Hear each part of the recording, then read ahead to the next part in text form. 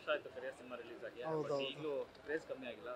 ರೀ ರಿಲೀಸ್ ಆಗ್ತಿರೋ ಸಂಭ್ರಮ ಬಗ್ಗೆ ಭಾಳ ಖುಷಿ ಆಗ್ತದೆ. ಬೆಳಿಗ್ಗೆ 4 ಗಂಟೆಯಿಂದ ಬಂದಿದ್ದೀನಿ. 4 ಗಂಟೆ ಹೊರಗಡೆ ಕಾರ್ ಹಾಕ್ಕೊಂಡು ಮಲಗಿ ಬೆಳಿಗ್ಗೆ 4 ಗಂಟೆನೇ ಬಂದು ನಮ್ಮ ಬಾಸ್ ಸಿನಿಮಾ ನೋಡಬೇಕಂತ ಬಂದಿದ್ದೀನಿ. ಬಟ್ ಏನಂದರೆ ಭಾಳ ದುಃಖ ಆಗುತ್ತೆ. ಬಟ್ ಆದರೂ ಏನೂ ಮಾಡೋಕ್ಕಾಗಲ್ಲ.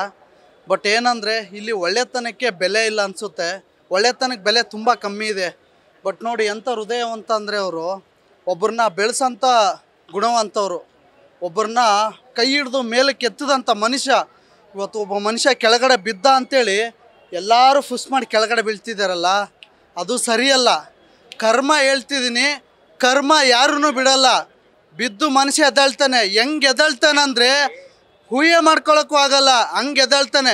ಎದ್ಮೇಲೆ ಯಾರು ತಡಿಯೋಕ್ಕಾಗಲ್ಲ. ಅವರು ಎದ್ದೇಳೋ ಫೋರ್ಸ್ಗೆ ನೀವು ಯಾರೂ ಇರಲ್ಲ. ಹೇಳ್ತೀನಿ, ಎಲ್ಲರೂ ಬಂದು ಸಿನಿಮಾ ನೋಡ್ತಿದ್ದಾರೆ. ಫ್ಯಾನ್ಸ್ ನೋಡಿ, ಸಿನಿಮಾ 20 ವರ್ಷ ಸಿನಿಮಾ ನೋಡಿ, ಹೊಸ ಸಿನಿಮಾಗಳಿಗಷ್ಟು ಕ್ರೈಸ್ ಇಲ್ಲ. ನಮ್ಮ ಬಾಸ್ ಇವಾಗಲ್ಲ, ಇನ್ನೂ 50 ವರ್ಷ ಆದ್ರೂ ಅವ್ರ ಕ್ರೈಸ್ ಯಾವತ್ತೂ ಕಮ್ಮಿ ಆಗಲ್ಲ. ಅವ್ರ ಕ್ರೈಸ್ ಯಾವತ್ತಿದ್ದೇ ಇರುತ್ತೆ. ಬಟ್ ಒಂದು ಮಾತು,